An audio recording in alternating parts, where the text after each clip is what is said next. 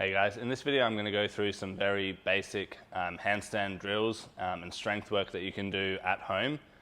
And these are ideally to supplement either the work you're doing in class or the things that you can do if you can't make a class or if you're on holidays. So this first one will be very basic. So if you're just really starting out, maybe you haven't been upside down before or only just starting to get upside down, I'll give you some drills that you can do very safely at home.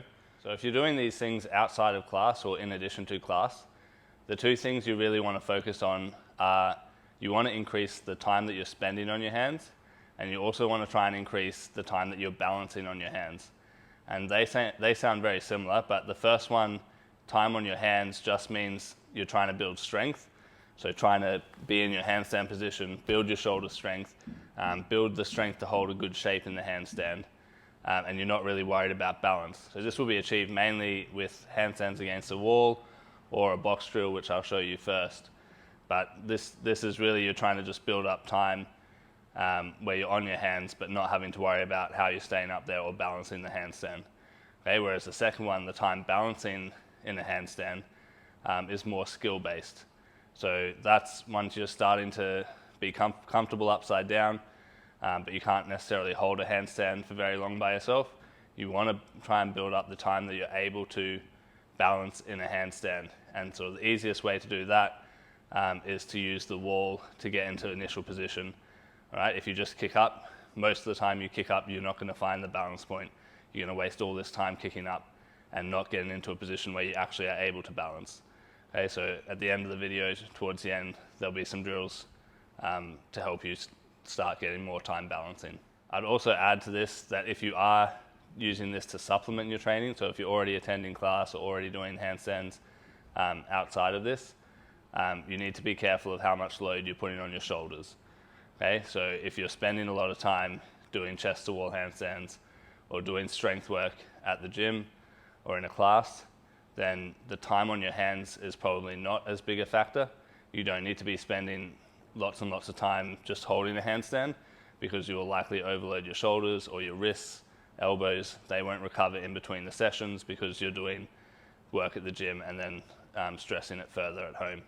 Okay, so you're better off in that scenario trying to increase your time balancing, okay, because that will likely be much shorter, but it'll give you a chance to work on the skill and develop the patterns. All right, so the first drill I'm going to go through is a box handstand. So this is a very basic starting point. Probably if you struggle to kick up to the wall or to do a wall walk, you're going to be down here on the box, and you're mainly going to be using this to build up time spent on your hands. Okay, so I'll show you where you can start with this. The very basic starting point is going to be knees on the box and hands on the floor. Okay, so however you want to get into that position, you can either, if you want, you can start on the box and try and reach down. If that's a bit scary, I would start off the box, hand on the floor, knee on the box, and get up. Okay. And your goal here is that you want your hips to end up over the top of your hands. So at the moment, I've got a lot of weight on the box here because my hips are sitting right over the box, and I have not much weight over my hands. Okay, so the first way to get your hips closer is just to shuffle your knees forward.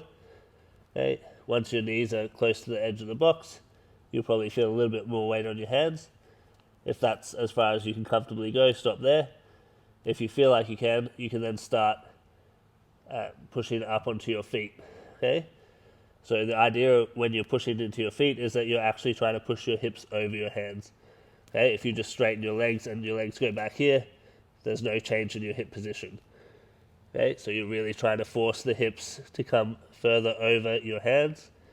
And this may be a little bit scary at first, but all your weight is still towards the box. Okay, so when you're doing this drill, it's important to keep your shoulders over your hands as much as possible. So when I'm trying to push with my feet, what I don't want to have happen is I don't want my shoulders to be the thing moving forward. If I push with my feet and my shoulders go forward, you're likely going to collapse forward. It's very hard to hold this position out here. It's much harder on your wrists. Okay, so you need to try and keep the shoulders strong and let the hips come over the top of your head. Okay. If you feel like you start closing like this, I would stop and come back to the box. If you're comfortable on the box, another drill you can start doing is sort of like a wall walk but on the box. Okay, so where you start getting used to moving your hands while your hips are over the top of them. Okay, so you're going to start set up the same way in your box drill. Okay. I want you to try and go to your feet here, and you're going to try and shift your weight and let your hands move back in. Okay. Try and get your hands under your hips rather than getting your hips over your hands this time. Okay. So you can walk back out and then try and come back in. Okay. Make sure you're shifting the weight here on your hand as you move back in.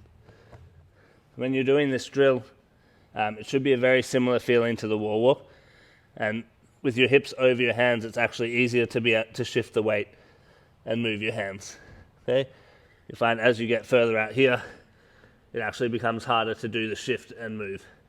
Okay, because your hips aren't close to your support. Okay, so the same thing on the wall. If you stick your feet out right to the wall like this, it'll be very hard to move your hands. Once your hands are close to your hips, or your hips are over the top of your hands, it'll be much easier to shift your weight. So the final thing I'll show you on the box, which is a little bit more advanced, this is more of a balancing drill. So it will start as a time on your hands type drill, but it can shift into a balance type drill. So you're going to start on the box again. Okay. So you'll need to be comfortable getting your hips over your hands here. You're going to go onto your feet, push your hips over your hands, and you can try and lift one leg above your head. Okay. So at the beginning, you can just swap your legs. So this is just building time on your hands still. Once you're more comfortable, you can start trying to let your hips shift over your hands until this foot on the box feels very light. Okay. If you're confident, you can let that foot come up. Okay. And start practicing some balance in this position. So remember, the main goal there when you're balancing is that you're trying to balance your hips over your hands. Okay, so all your control, everything you're doing, you should be trying to maintain your hips over your hands. If your hips don't quite get there, you'll feel a lot of pressure on that foot on the box. It won't just float off. Okay, if your hips are too far over, you will come off the box or tip out of the handstand. So one final word of warning here. If you are just starting and you're just going to try this drill, really wait for your foot to float. Don't jump off the box.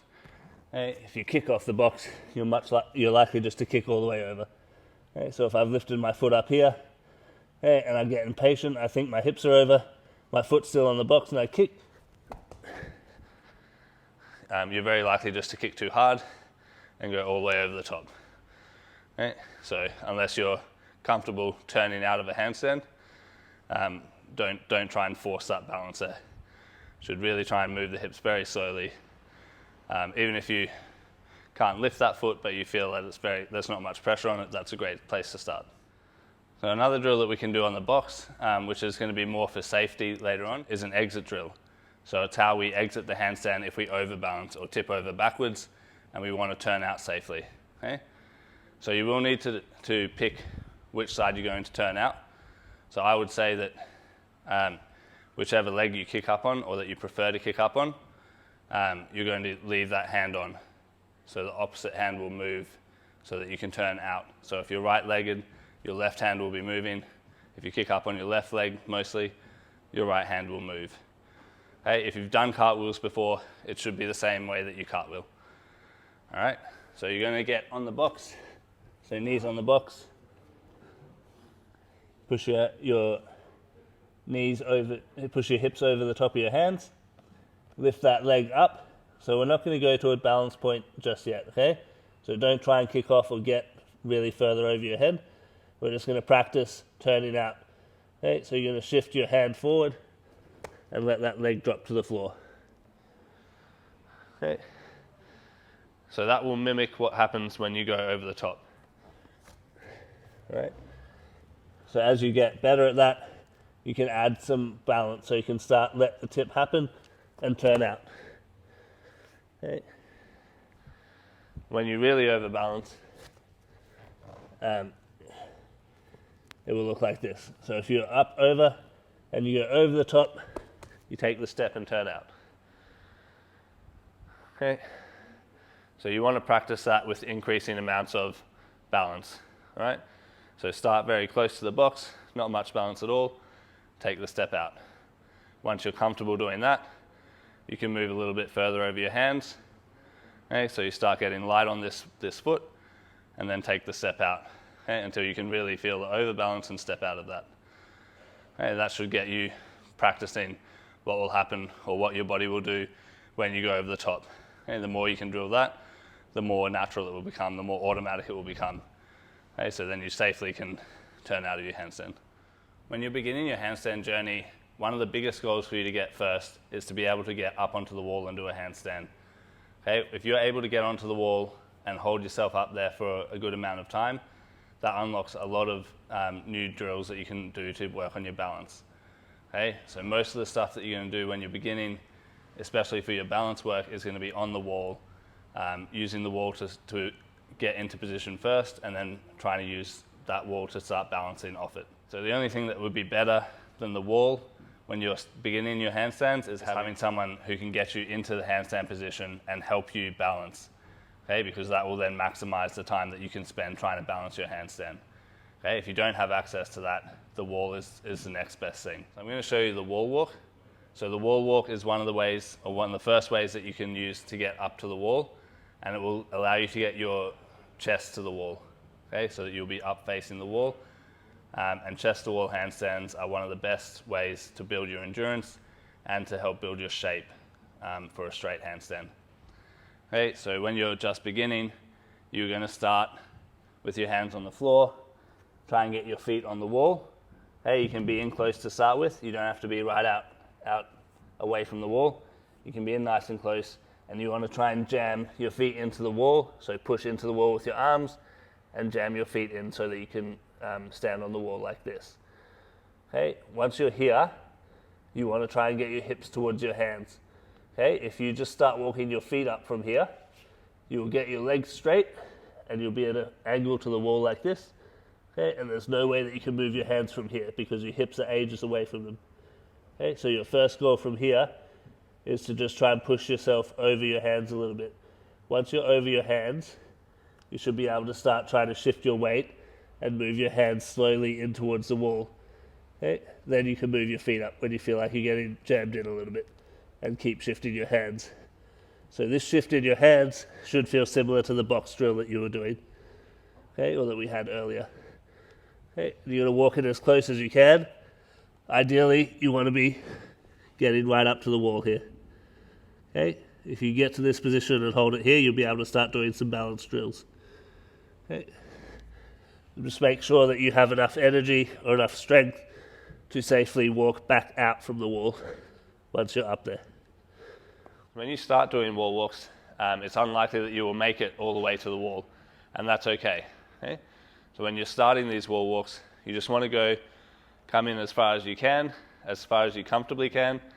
There's a number of things that will probably stop you. One of the big ones is going to be fear. Okay? So a lot of people, as they start getting in closer and closer to the wall, even though your brain knows that you're leaning against the wall and all your weight's this side, you will start worrying that you're almost about to tip. Okay? So even though you can look at me and go, there's no way I'm going to tip over the top, it will start feeling like you're getting very close to tipping over. Okay? So if you start getting to that point where you're worried about tipping over, that's fine. Just come back out safely and come down. Okay? So that fear aspect, that will start going away. The more you practice getting up, the more wall walks you do over a number of days, weeks, you'll be able to get closer, and that fear will go away. You'll start being comfortable with those closer ranges. Your brain will know that you're safe still, that you're not actually going to tip over, and you'll be able to get in a bit closer. Obviously, the second thing that's going to prevent you doing that is strength. Okay, so when you're just starting, I would recommend doing about 15 of those in total in a session. Okay, so that'll be quite hard if you're walking all the way in and back out. That'll be quite taxing on your shoulders, and it's a good way to build some strength and get used to the handstand position. The second way that you can get up to the wall is obviously by kicking up to the wall and having your back to the wall. Okay, so this is also useful when you're learning your handstands.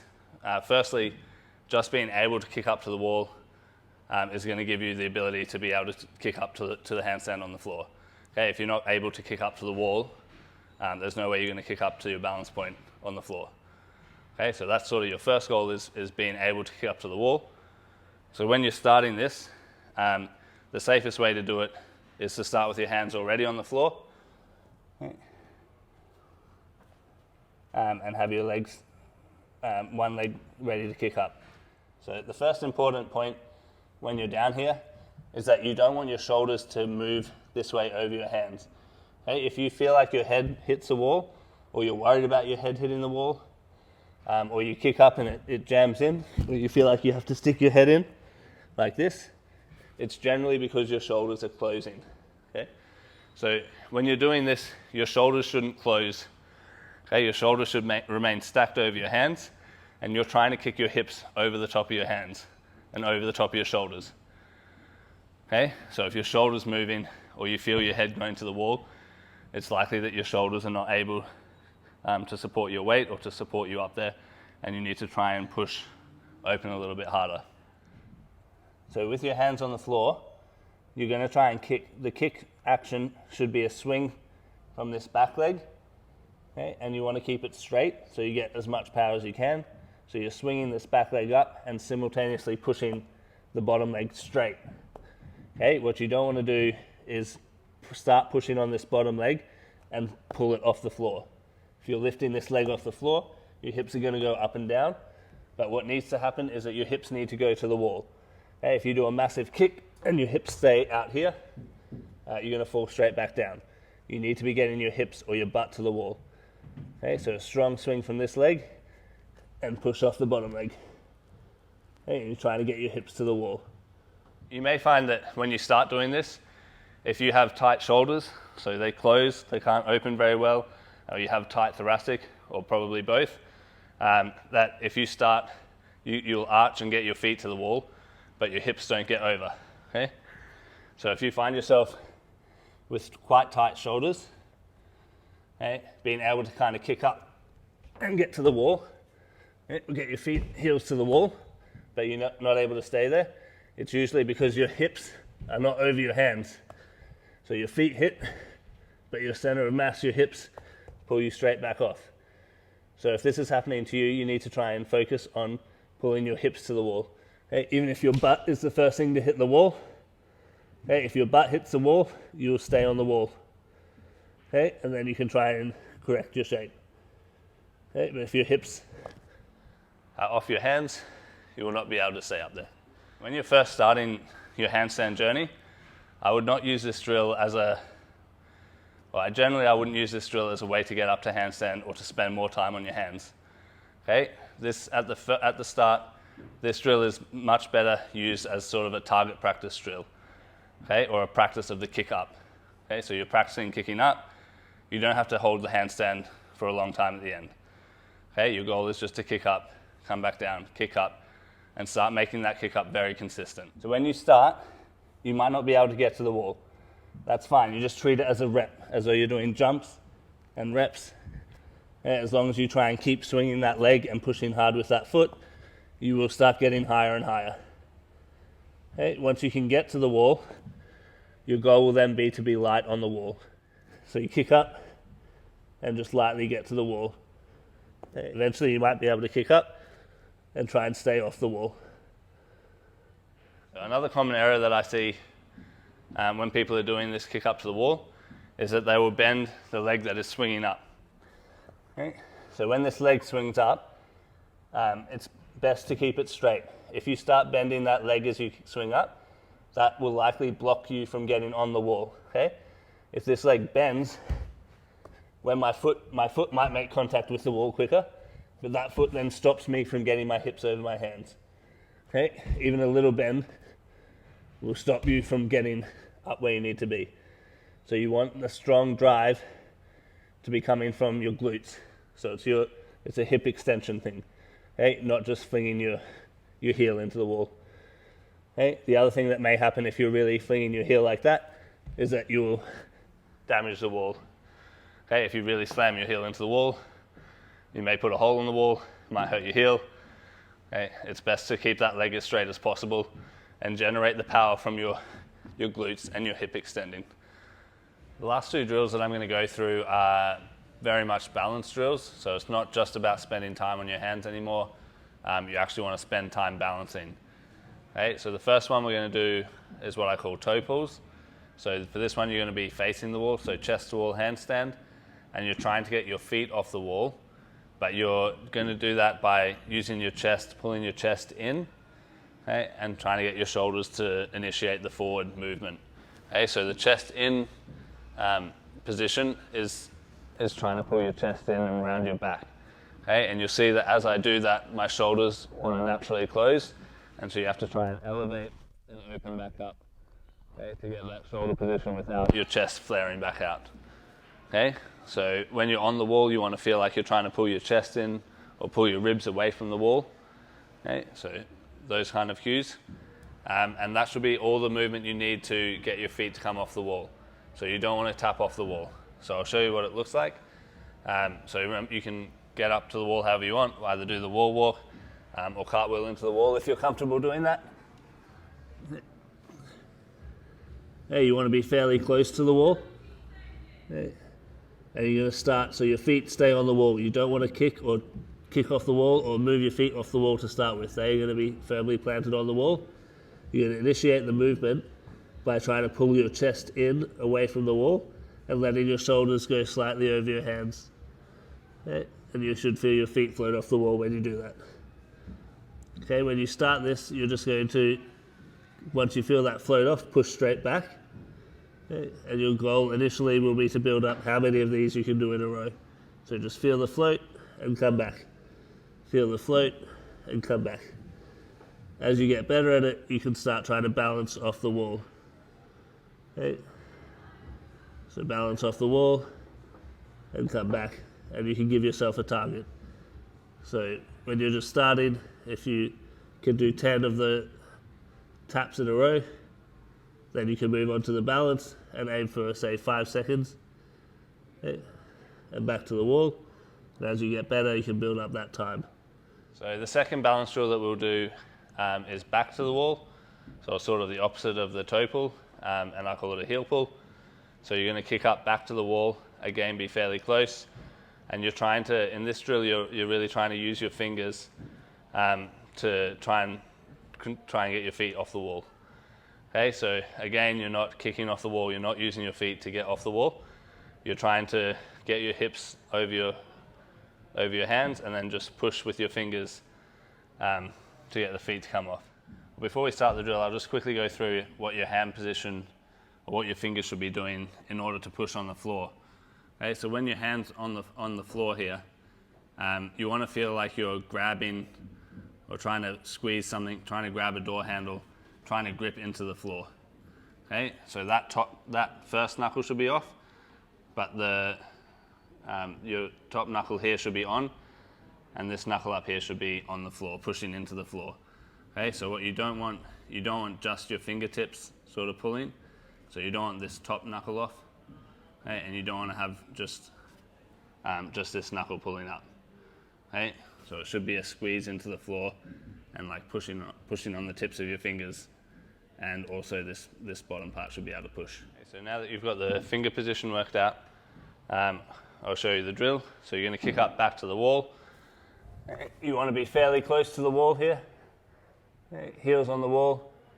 You don't want your hips to sink towards the wall. If your hips are here, no matter how hard you push, your fingers aren't going to be able to move your hips. Okay, your hips are too heavy. They need to be roughly over your hands already, and you want your body nice and tight. Okay, then you're going to push into the floor with your fingers until your heels float off the wall, and then you can relax and come back. So push with your fingers till you float off, relax and come back. Okay, push and come back, and we're going to do the same thing we did with the toe pulls. So your first goal is to get 10 in a row here, just pushing off and falling back to the wall. And once you're there, you can then try and push off and maintain the balance. Okay. So off the wall, balancing for 5 seconds, try and come back, and then slowly build up the time that you're able to control that off the wall.